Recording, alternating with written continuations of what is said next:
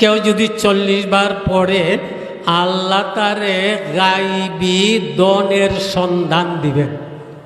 আল্লাহ তারে গাইবি দনের সন্ধান দিবেন, খবর দিবেন। দোয়াটা কি? ইয়া হাইয়্যু ইয়া কাইয়্যুম লা ইলাহা ইল্লা আনতা বিরহমাতিকা আস্তাগীথ।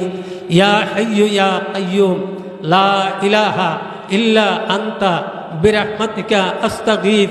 ইয়া হাইয়্যু ইয়া কাইয়্যুম লা ইলাহা ইল্লা আনতা বিরহমাতিকা আস্তাগীথ।